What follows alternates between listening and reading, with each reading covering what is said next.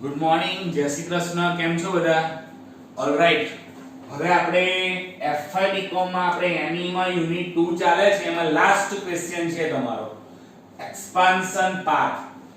આપણે આગળ તમને ખબર હોય તો આઇસોકોન્ટ, આઇસોકોસ્ટ અને પ્રોડ્યુસર્સ ઇક્વિલિબ્રિયમ બધું પરફેક્ટ કમ્પ્લીટ કર્યું, બરાબર? હવે લાસ્ટમાં આપણે સ્કેલ લાઈન એટલે કે એક્સપાન્શન પાથનો ક્વેશ્ચન શીખવાનો છે. એમાં તમારે એક્સપાન્શન પાથ ડ્રો પણ કરવાનો છે. એટલે હું તમને કહું એ પ્રમાણે તમારે સાથે ડ્રો કરવાનો છે. નોટબુક, પેન્સિલ, સ્કેલ બધું તૈયાર રાખજો. ચલો questions, last question. Actually question 6 થઈ ગયો છે ને, ત્યાં 5 કરો.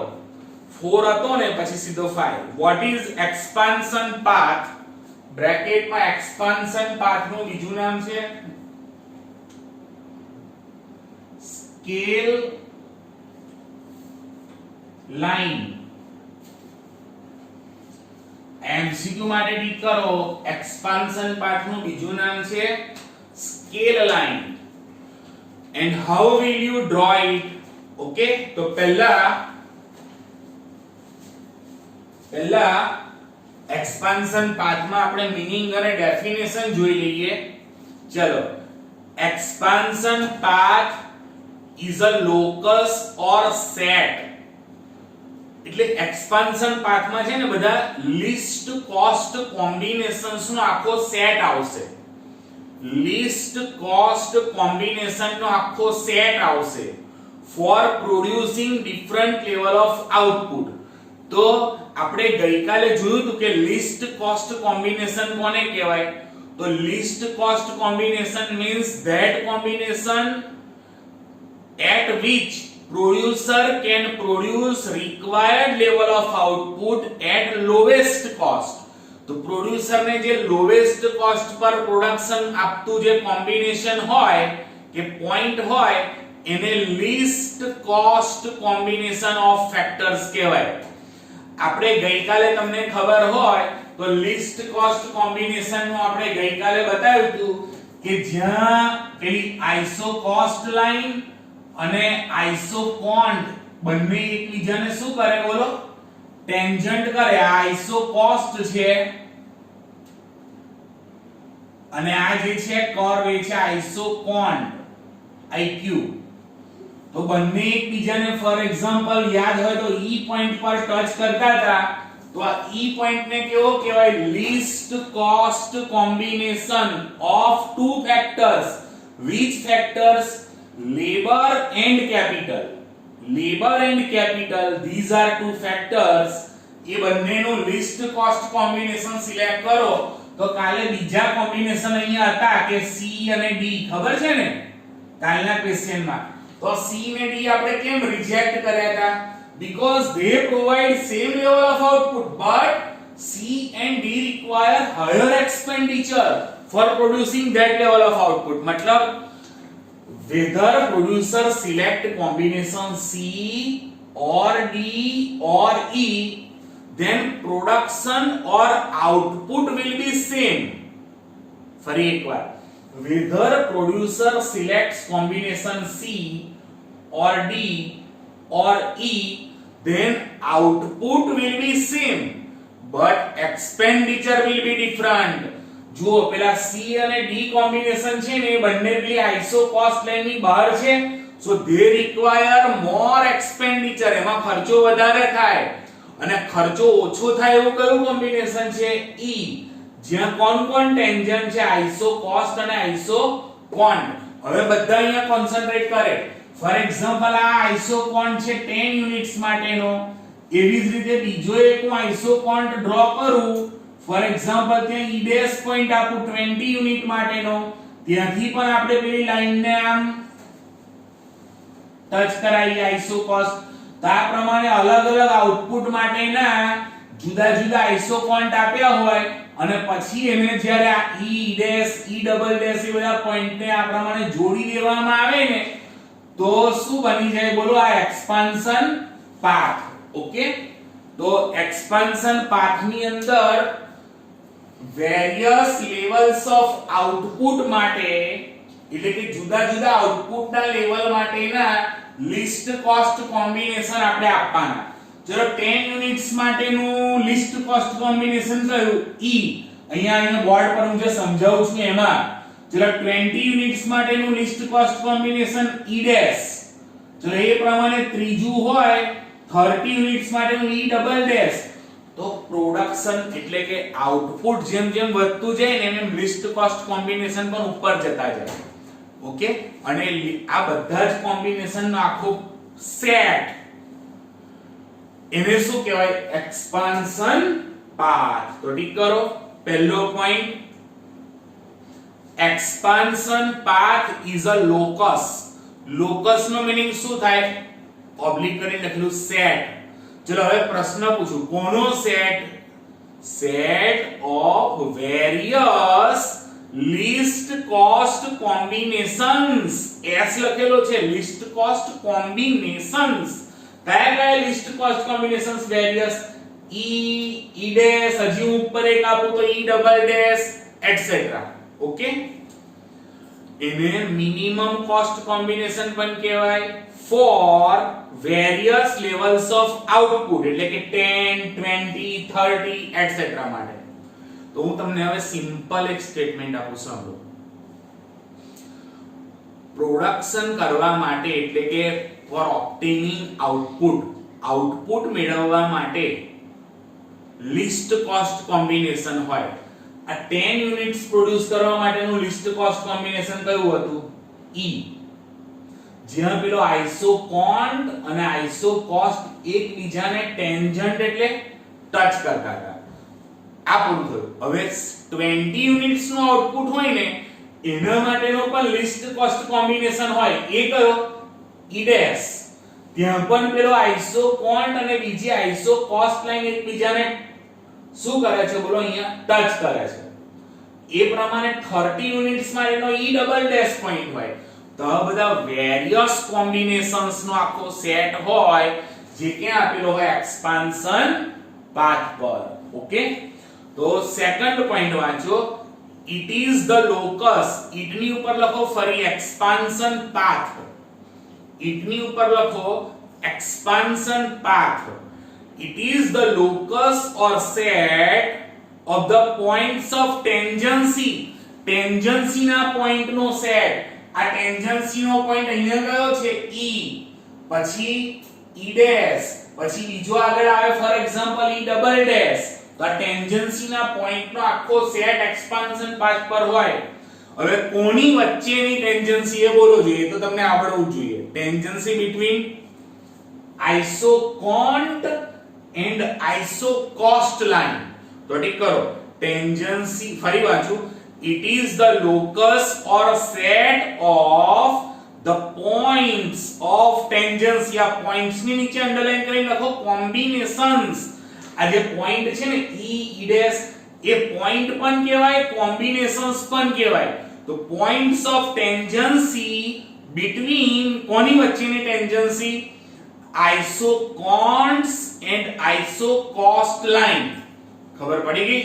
આઇસોકોન્ટ અને આઇસોકોસ્ટ ની ટેન્જન્સી પર આ બધા પોઈન્ટ આપણે મેળવીશું for different level of output 10, 20, 30 etcetera માટે. ઓકે, ચલો. Third point, it is also known as scale line. મેં તમને હમણાં જ કહ્યું કે expansion path is also called scale line because it shows different scale of production for different level of output. Okay, અલગ અલગ આઉટપુટ માટે પ્રોડક્શન નો scale અલગ અલગ બતાવે. ક્લિયર? અને એના માટેના કોમ્બિનેશન્સ પણ અલગ હોય. મેં હમણાં તમને કહ્યું કે 10 યુનિટ્સ માટેનું કોમ્બિનેશન છે E, 20 માટેનું છે E ડેશ. એ પ્રમાણે. ઓકે, ચલો હવે આપણે how will you draw expansion path એવું લખેલું છે. How will you draw expansion path? તો હવે આપણે એક કામ કરીએ. પહેલા હું તમને આખો એક્સપાન્શન પાથ ડ્રો કરીને બતાવી દઉં, પછી આપણે અંદર વાંચીએ. બરાબર? તો બધા મારી સાથે રેડી રહેશે. બધા રેડી રહેશે અને આપણે એક્સપાન્શન પાથની ફિગર ડ્રો કરવાની છે. ચલો પહેલા નંબર પર x એક્સિસ અને y એક્સિસ ડ્રો કરો. x एक्सिस અને y एक्सिस ડ્રો કરો. Okay, x y. ચલો x एक्सिस પર લખો ફેક્ટર x, ફેક્ટર x બ્રેકેટમાં લખો લેબર, લેબર, લેબર એટલે l, લેબર નો સિમ્બોલ l, અને y एक्सिस પર લખો કેપિટલ એટલે કે ફેક્ટર y, કેપિટલ નો સિમ્બોલ k. ચલો આટલું કરો પહેલા.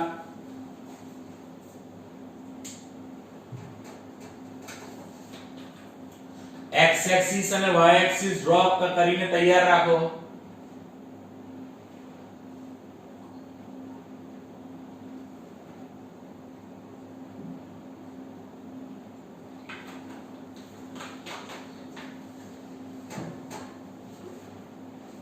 ચલો હવે પહેલામાં પહેલા સાંભળો, એક્ચ્યુઅલી થિયોરેટિકલ વ્યૂ પોઈન્ટ થી જોવા જઈએ ને તો પહેલા કોમ્બિનેશન આપવાના ટેન્જન્સી પર અને પછી એમને જોઈન્ટ કરીને આપણે સ્કેલ લાઈન એટલે કે એક્સપાન્શન પાર્ટ ડ્રો કરવાનો. પણ હું તમને પહેલા જ એક્સપાન્શન પાર્ટ ડ્રો કરાવી દઉં છું જેથી કરીને ફિગર એકદમ પરફેક્ટ મેઝરમેન્ટમાં ફાઇન ડ્રો થાય. ઓકે, એટલે પહેલા નંબર પર અહીંયા ઓરિજિન માંથી આ ઓ લખેલો છે ને ત્યાંથી સ્ટાર્ટ કરતી એક એક્સપાન્શન પાથ ડ્રો કરો આપણે.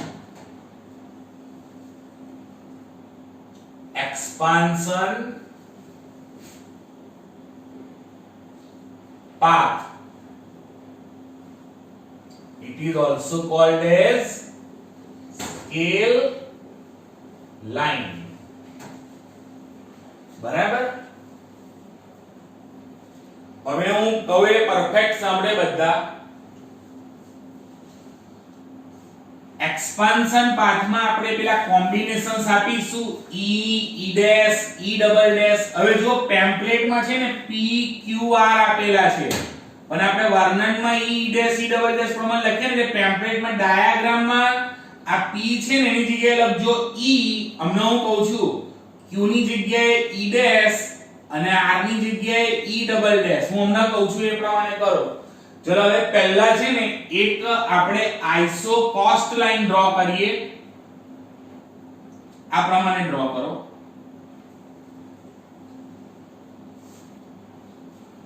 એને નામ આપો AB.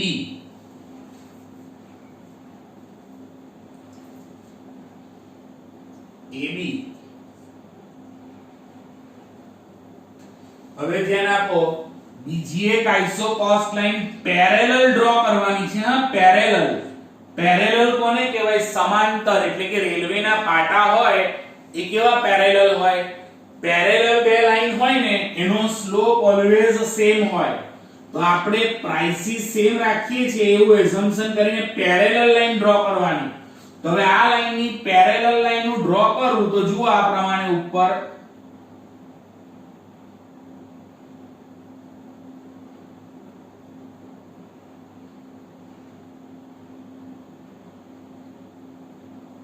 ઓકે. તમારે સ્કેલ મૂકીને પેરેલલ લાઈન ડ્રો કરવાની. ચલો ધ્યાન નામ આપો, નવી આઈસો કોસ્ટ લાઈન છે A ડેશ B ડેશ. ચલો હવે ત્રીજી એક આઈસો કોસ્ટ લાઈન આપણે આઉટપુટના લેવલ 3 બતાવીએ છે 10, 20 અને 30. આટલી ખબર પડી ને એટલે હું 3 લાઈન ડ્રો કરું છું. જુઓ અહીંયા મેં 2 થી સમજાવ્યું છે તમને. ચલો હવે ત્રીજી એક પેરેલલ લાઈન ડ્રો કરો. તમારી પાસે સ્કેલ છે એટલે પરફેક્ટ લાઈન આવવી જોઈએ.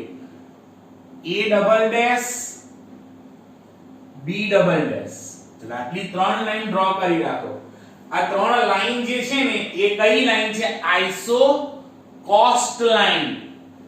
they are called iso cost line. Okay, ચલો હવે આપણે આઈસો કોસ્ટ લાઈન ને કોની સાથે ટેન્જન્ટ બતાવવાની છે? આઈસો કોન્ટ સાથે.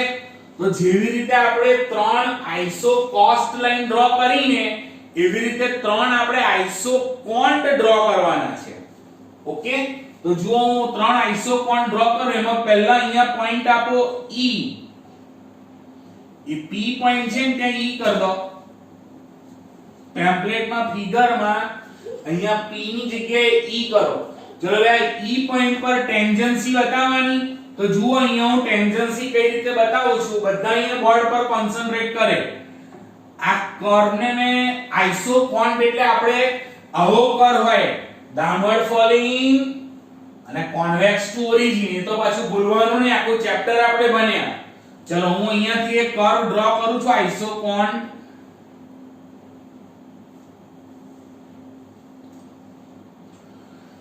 આ છે આઈસો કોન્ટ 1 ફોર બ્રેકેટમાં લખેલું છે 10 યુનિટ્સ. આના પર 10 યુનિટ્સ નું પ્રોડક્શન થાય. કોઈ પણ કોમ્બિનેશન તમે આઈસો કોસ્ટ 1 પર સિલેક્ટ કરશો તો it will provide 10 units of output. Okay, clear? ચલો 10 યુનિટ્સ માટેનું લિસ્ટ કોસ્ટ કોમ્બિનેશન કયું? E. ઓકે, તો એ E પોઈન્ટ પર અહીંયા ધ્યાન આપો. આપણે એ વખતે લેબર કેટલા યુઝ કરે પ્રોડ્યુસર અને કેપિટલ કેટલા યુઝ કરે એ આપણે સ્ટડી કરી લઈએ. તો જુઓ આ E પોઈન્ટ પરથી પ્રોડ્યુસર લેબર યુઝ કેટલા કરશે? એમ્પ્લોય કરશે લેબર. તો ત્યાં આપેલા છે ફોર એક્ઝામ્પલ OM અને કેપિટલ આપ્યા છે ON. ઓકે, OM અને ON. ચલો કયા કોમ્બિનેશન માટેનું આપણે પૂરું કર્યું? E combination. ત્યાં તમે જુઓ પેલી આઈસો કોસ્ટ લાઈન કઈ એપ્લાય થાય છે? AB.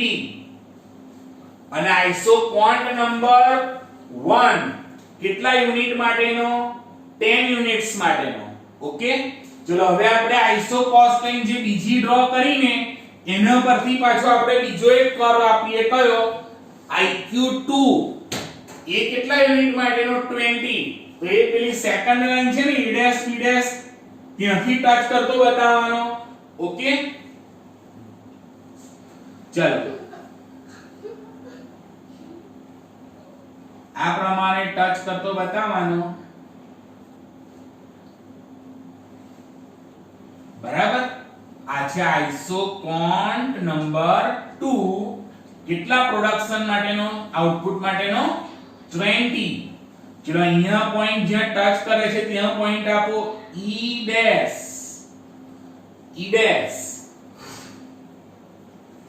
ઓકે, હવે આ E' પોઈન્ટ આપ્યો એટલે પ્રોડ્યુસર નું least cost combination for 20 units of output કયું આવ્યું? E'. તો E' પોઈન્ટ પર પ્રોડ્યુસર કેટલા લેબર અને કેટલા કેપિટલ એમ્પ્લોય કરશે? તો એના માટે આપણે નીચે લાઈન ડ્રો કરીએ. જુઓ E' માંથી અહીંયા લાઈન ડ્રો કરો નીચે. અહીંયા લખો M' અને અહીંયા લાઈન ડ્રો કરો N'. થયું આટલું? જો સ્ટેપ બાય સ્ટેપ તમે મારી સાથે રૂલ્સ પ્રમાણે ડ્રો કરશો તો બિલકુલ ખોટી ફિગર નહીં આવે.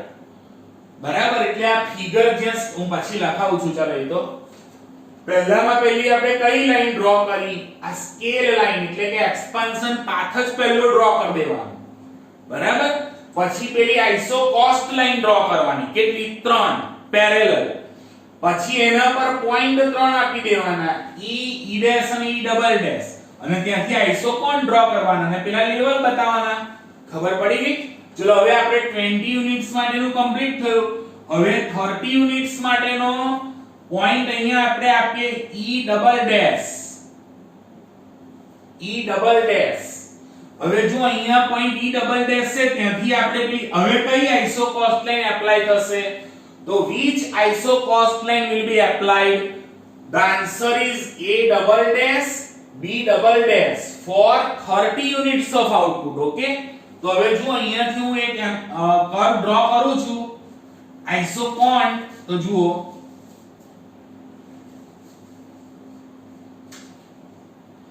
આઇસોકોન્ટ નંબર 3 બ્રેકેટમાં for 30 units of output. Okay, આ પ્રમાણે બેસી ના રહેશો, મારી સાથે બધા ડ્રો કરે, નહીતર એક્ઝામમાં ખોટી ફિગર પડે. ચલો હવે જો આ e ડબલ ડેશ પોઈન્ટ પરથી આપણે ચલો at e double dash point iq3 and isocost line are tangent to each other. જો 10 યુનિટ્સ માટે પોઈન્ટનો ટેન્જન્સીનો પોઈન્ટ e, 20 માટેનો e ડેશ, 30 માટેનો ટેન્જન્સીનો પોઈન્ટ e ડબલ ડેશ અને ટેન્જન્સીના પોઈન્ટનો આખો લોકસ એટલે કે સેટ એને જ કહેવાય એક્સપાન્શન પાથ. ઓકે, એક્ચ્યુઅલી પહેલા ખરેખર કેવું હોય ખબર છે, પહેલા 3 પોઈન્ટ આપવાના, પછી એને ભેગા કરીને એક્સપાન્શન પાથ ડ્રો કરવાનો. પણ કોકવાર જો આડાવડામાં અપાઈ જાય તો પછી એક્સપાન્શન પાથ આમ આવો થઈ જાય. એટલે મેં તમને પહેલામાં પહેલો કયો પાથ ડ્રો કરાયો, એક્સપાન્શન પાથ. તો ફિગર ડ્રો કરતી વખતે ત્યાં પેમ્પલેટમાં સાઈડ પર લખી નાખવાનું first of all draw expansion path. આટલો નિયમ યાદ રાખવાનો, first of all draw expansion path. Okay, ચલો હવે e ડેશ પોઈન્ટ પરથી આપણે લેવલ બતાવી દઈએ.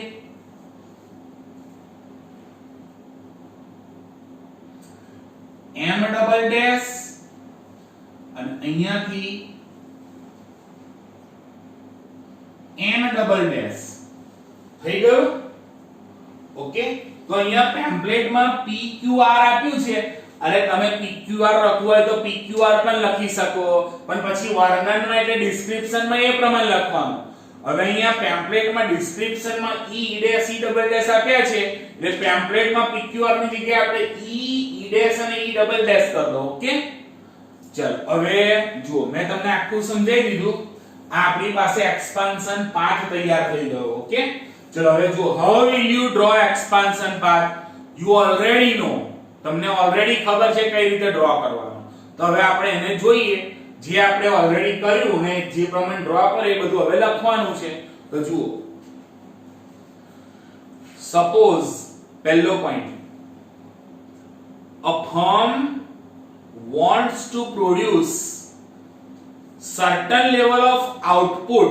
અંડરલાઈન કરો, firm wants to produce certain level of output. ચલો કેટલું આઉટપુટ નો લેવલ છે, 10 or 20 or 30. ઓકે, ચલો by selecting least cost combination. ચલો કયા ત્રણ least cost combination છે, e dash e double dash of કોને, of two factors, factor x that is labor, factor y that is capital. Okay, chalo second, the prices of two factors x and y are given. બંને factor ની price આપેલી છે. હવે તમે મને કહો labour ની પ્રાઇસ કઈ, વેજ રેટ ભૂલી ગયા, અને કેપિટલ ની price interest rate. they are given and technical conditions are given. मतलब technology is fixed, same. चलो હવે third point, ab comma e dash b dash comma e double dash b double dash. આ ત્રણ કઈ line છે, isocost line. ab e double a dash b dash અને e double dash b double dash આ ત્રણ iso cost line છે. ઠીક કરો, AB A dash B dash and A double dash B double dash are iso-cost line for different level of total cost or total outlay. Clear? Bracket માં all the iso-cost lines are parallel to each other. Clear? Parallel draw કરી, which shows the prices of both the factors remain the same. Parallel draw કરી એટલે કે slope સરખો છે, મતલબ price same ની same રહે. જ્યારે બે લાઈન પેરેલલ ડ્રો કરેલી હોય આઈસો કોસ્ટ લાઈન, તો એ વખતે પ્રાઇસ રિમેન ધ સેમ. આ એમસીક્યુ માટે યાદ રાખજો. તો પ્રાઇસ સેમ રહે ને તો ત્યારે પેરેલલ લાઈન આવે. Fourth, suppose firm wants to produce 10 units of output for which બોલો જોઈએ least cost combination is point E. ફરી એકવાર, for 10 units of output least cost combination is E.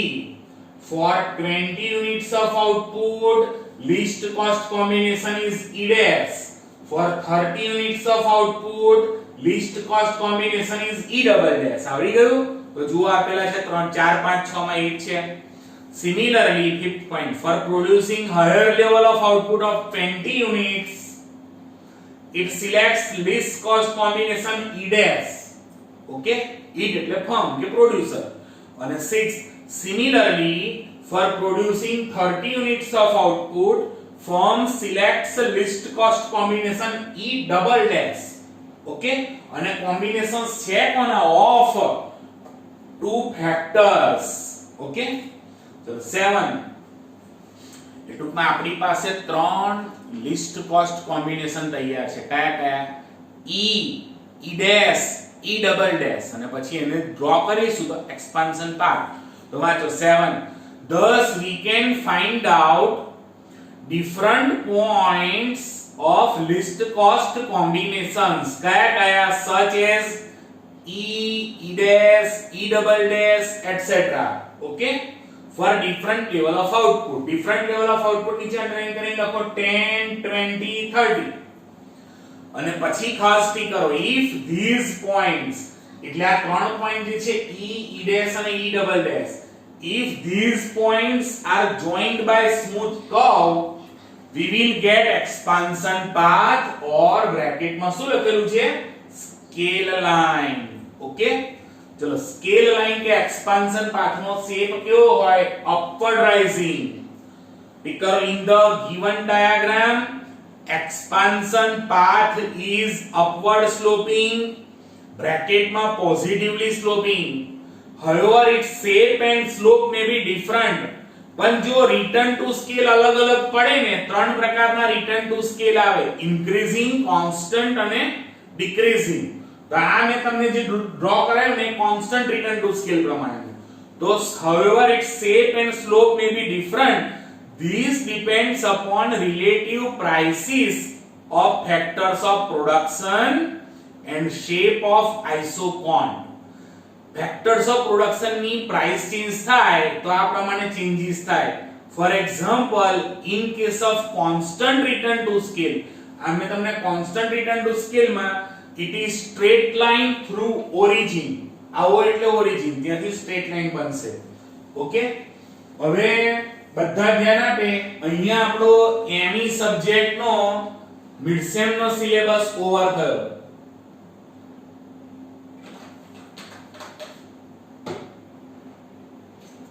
જો લાસ્ટ વિડિયોમાં પણ મેં કહ્યું તમને મારા બે સબ્જેક્ટ છે ME અને IPP. ME માં યુનિટ 1 અને 2 બંને કમ્પ્લીટ થઈ ગયા છે. ઓકે, કદાચ કોઈક નવું કંઈક સેજ કંઈક એકાદ કોઈ શોર્ટ નોટ એડ કરશે તો એ પછીની વાત છે. અત્યારે આપણે ME કમ્પ્લીટ થયું. IPP નું યુનિટ 1 પણ આપણું કમ્પ્લીટ છે. એમાં આપણે બે ચેપ્ટર યુનિટ 1 માં જોયા, ઇકોનોમિક ડેવલપમેન્ટ અને ઇન્ડિકેટર્સ વાળું અને ઇકોનોમિક પ્લાનિંગ. અને હવે સેકન્ડ યુનિટ છે IPP નું, એ એકલું આપણે બાકી છે મિડસેમ માં. તો સેકન્ડ યુનિટ નું ટેમ્પલેટ તમને ઓલરેડી અઠવાડિયા પહેલા મળી ગયું છે. એનું નામ છે green revolution. Green revolution. Okay, તો યુનિટ 2 IPP નું બરાબર છે, એ હવે આપણે આવતીકાલના વિડિયોથી સ્ટાર્ટ કરીશું. એટલે બધા પેમ્પલેટ તૈયાર રાખે. અને બીજી વાત કે એમાં થોડા ટેકનિકલ વર્ડ્સ આવશે એટલે પરફેક્ટ ટેમ્પલેટમાં લખતા જ રહેજો. બરાબર, આપણે શાંતિથી જ આગળ વધવાના છે. જે સ્ટાઇલ છે આપણી એ પ્રમાણે જ, બિલકુલ ઉતાવળ નહીં. બરાબર, હવે એક જ મિનિટ બાકી છે આપણે તો. એટલે આઈપીપી નું યુનિટ 2 આપણે આવતીકાલથી સ્ટાર્ટ કરીશું. બરાબર? તો આવજો. જય શ્રી કૃષ્ણ. કાલે મળીએ.